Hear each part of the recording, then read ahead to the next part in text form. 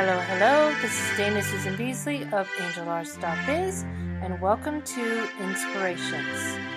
Today, we're going to be continuing our study of falling in love with the bridegroom.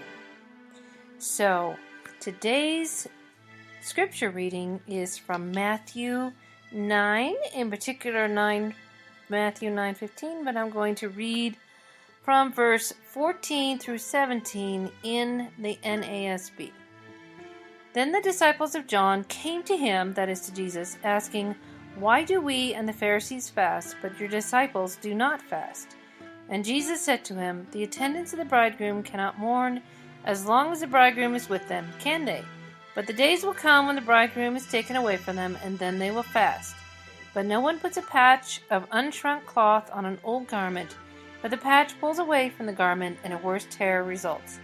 Nor do people put new wine into old wineskins, otherwise the wineskins burst, and the wine pours out, and the wineskins are ruined, but they put new wine into fresh wineskins, and both are preserved." So, again, verse 15, which is the one we're concentrating on, says, "And Jesus said to them, the attendants of the bridegroom cannot mourn as long as the bridegroom is with them, can they? But the days will come when the bridegroom is taken away from them, and then they will fast." And of course he's talking about the fact that he will die and be raised again and go and be seated at the right hand of the Father. And so while he's there on earth, there's much to celebrate. So I ask myself, and I do this in every devotional, what is the bridegroom like? Well, he is worth celebrating. In his presence is abundance and plenty. And we truly have a feast in the making. Being with Jesus is like sharing in the happiness of a bridegroom at his wedding. You can't take that joy away no matter what, and nobody in their right mind would want to spoil it. So those were my thoughts about that passage related to what is a bridegroom like.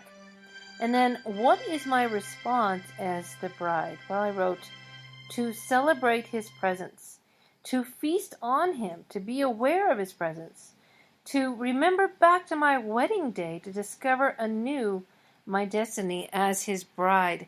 And I think back to my wedding day a long time ago in 1998, and I'll never forget how nervous I was. Oh, I was such a nervous bride, not because of the marriage, but I was my own wedding coordinator, and there was just so many things that I had to arrange. So I was so stressed out, and I'd also been sick the night before.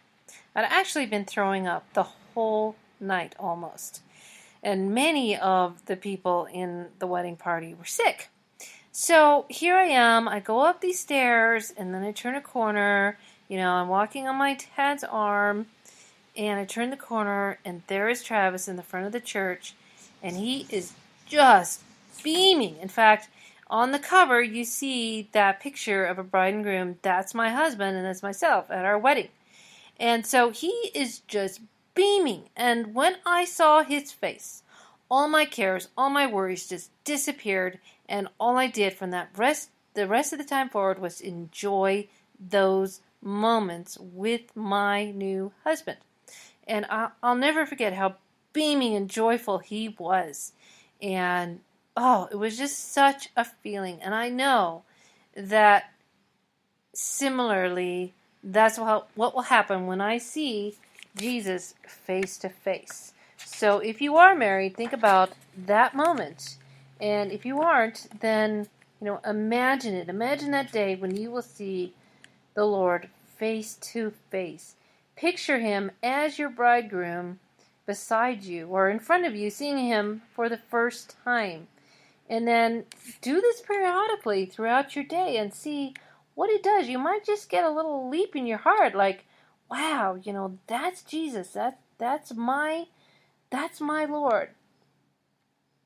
And then, here's the deal. Here is to me what God was saying to me as I meditated on this passage. Just like a marriage, it is easy to take Jesus for granted. It takes intentional thought to think about him and to be in his presence. When I practice His presence, there is joy no matter what the circumstances. And when I wrote that, I'm thinking about this book called Practicing the Presence of Jesus by Brother Lawrence. And Brother Lawrence was a monk, hundreds of years ago. And he wrote this amazing book about how he learned to worship Jesus in everything he did. Even like he washed a lot of dishes. That was his thing, was washing dishes. He learned how to literally see Jesus in everything he did beside him and worshiped him no matter what he was doing. It's a very, very powerful book. Again, it's called Practicing the Presence of Jesus by Brother Lawrence. You could find it on Kindle or Amazon. It's just a little read. It's very small, but it is powerful and mighty. So that's all for today. I hope that inspires you to inspire others, because we are given this gift not for ourselves only, but to share that love with others who need it.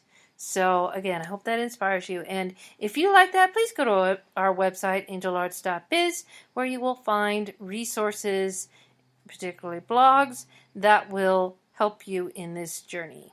All right, so I'm going to leave you with my favorite blessing. The Lord bless you and keep you. The Lord make His face shine on you and be gracious to you. The Lord turn His face toward you and give you peace. This is Dana Susan Beasley of angelarts.biz. Together, may we reach new heights in our lives and beyond.